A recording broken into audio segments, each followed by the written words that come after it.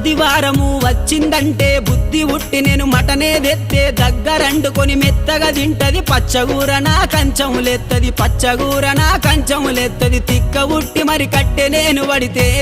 నా ముత్తుల పెళ్ళము తల్లి గారి బాట పడుతదమ్మా నా రంకుల పెళ్ళము వద్దంటే వినవే ఓయమ్మా నా ముద్దుల పెళ్ళమా మంకు పడితే మానవే ఓయమ్మా నా రంకుల పెళ్ళమా